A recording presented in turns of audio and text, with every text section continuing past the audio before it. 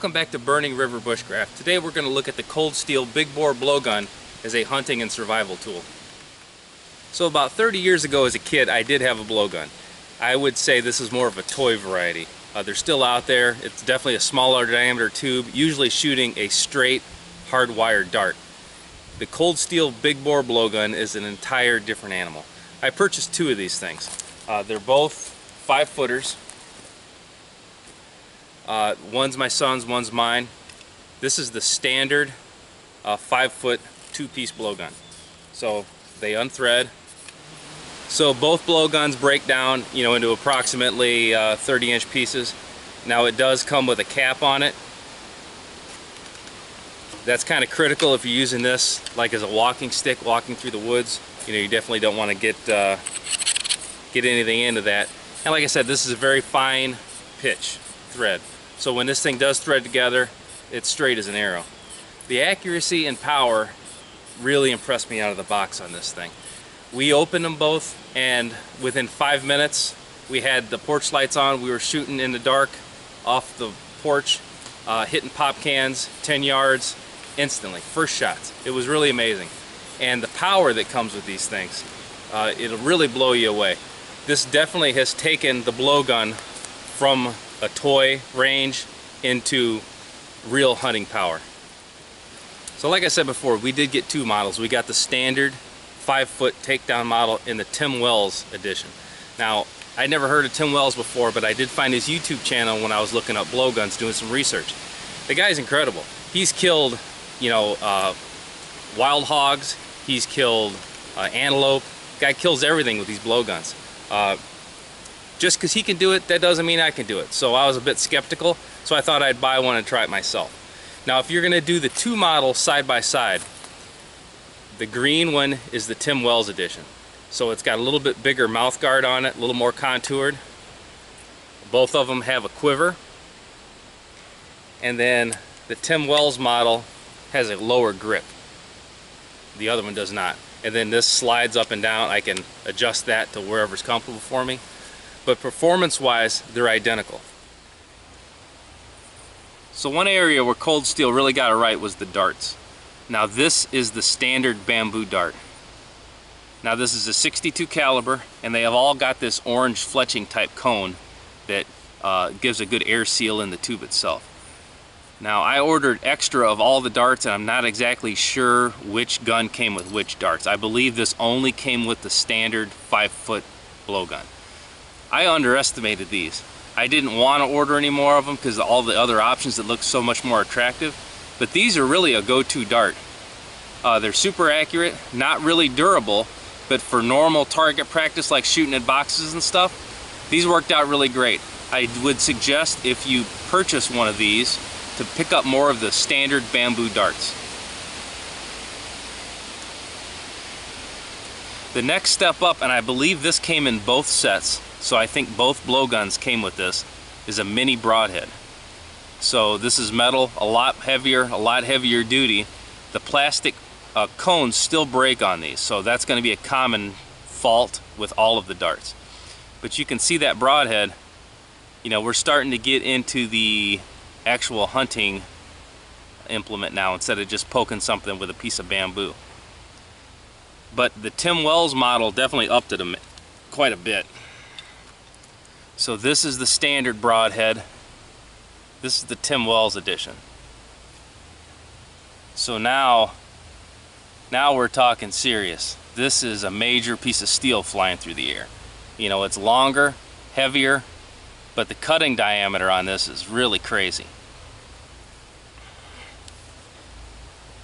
This did not come with the standard 5-footer.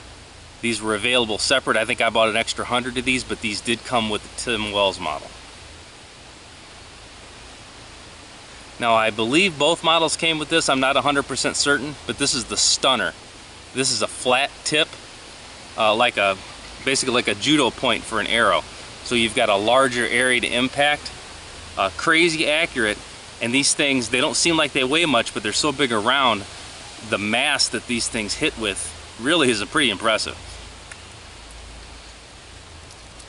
And the last one, this is just a regular cone, but what goes in it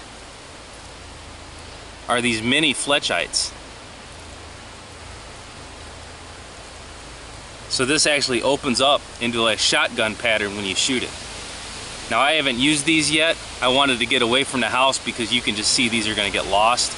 I wanted to be somewhere where no one was going to step on a broken dart, because that's an instant trip to the emergency room right there.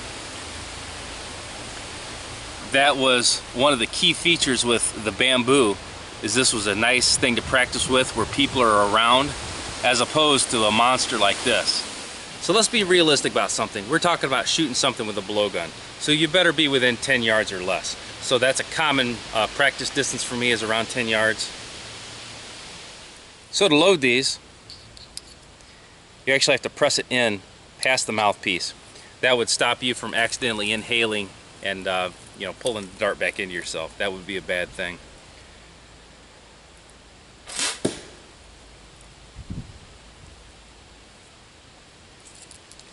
So when you do your inhale, even though the dart is goes past this mouthpiece and won't come back like a check valve, you still want to inhale on the side. It's just a good practice to get into.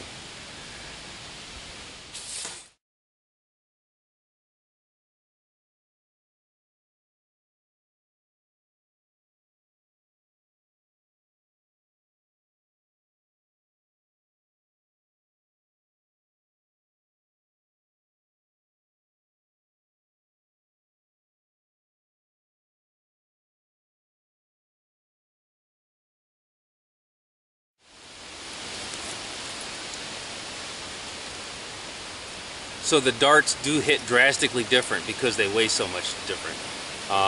First shot was low. I made a quick adjustment and I had 2 kills on the muskrat and the mink back here. And again, look what we're talking about. We're talking about launching that thing and putting it in the kill zone. You know, that's impressive.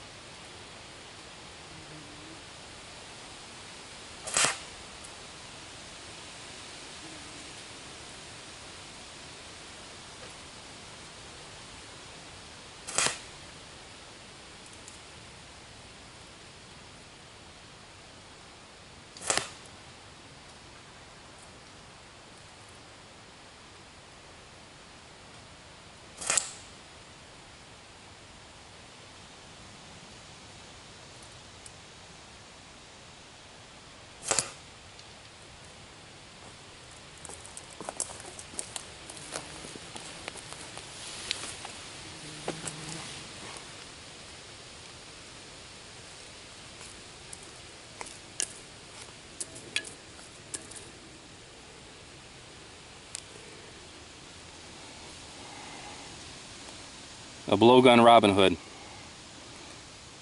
So this is part of the problems with these cones. These things do break. I suppose trying to not shoot groups would be a good thing, but it's hard to help yourself sometimes. So it's a little windy right now, but on a good calm day we were pegging can-sized targets at 25 yards. You know, that's probably a bit beyond the effective power range for a blowgun, but the accuracy is definitely there. So I'm going to use these stunners now, and I got some pop cans swinging, and we'll watch the power of these things.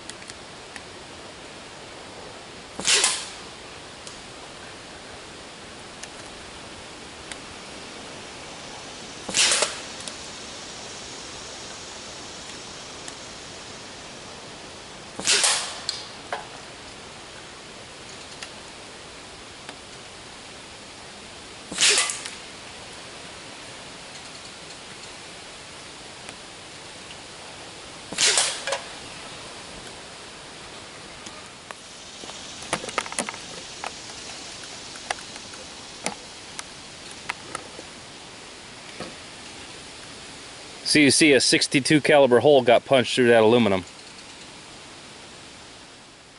So another plus from Cold Steel is the fact that they made all their cones orange. So you can see my hits or my misses, I had them flying all over hell. So you're going to lose them, order more, but at least these are easier to find than if they were black or a camo. Now one thing I've been waiting to try is these Fletchite rounds. So again, we're going to be shooting multiple projectiles out of one cone. Should be giving us like a shotgun-like pattern. So I'm going to load the cone. I'm going to muzzle load 7 of these things. And I've got a blank box out here, and this is maybe 7 yards from me.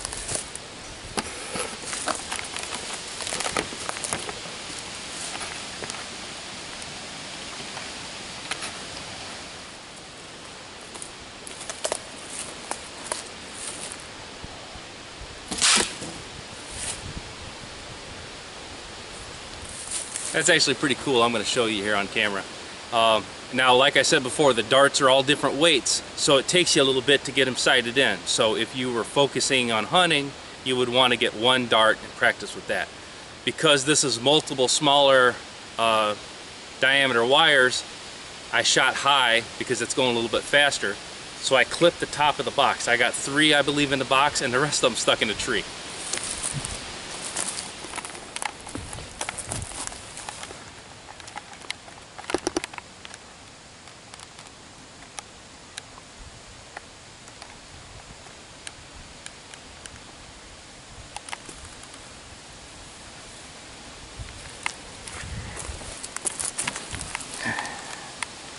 Here's a little better angle.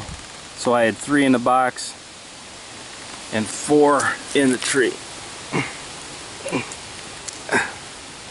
And again, that's got a little bit of a broadhead to it. And they're in there pretty good.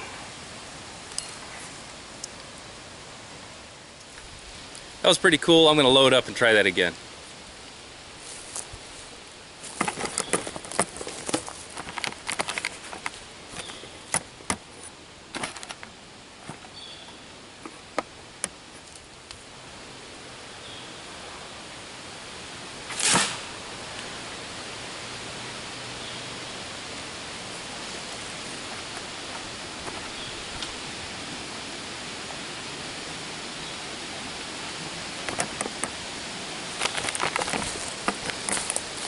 That was awesome.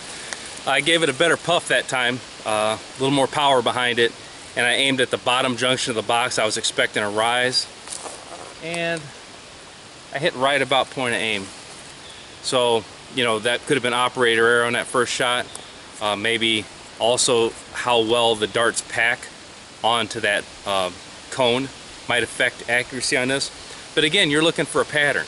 If you were looking for a normal shot, I would choose a different dart. I would say I have about a 4-inch pattern. So I am probably 7 yards away and I'm looking at a 4-inch pattern. You know, if it was a frog or something where you were having difficulties pinning it with a single dart, you know, you're going to stick it multiple times with something like this.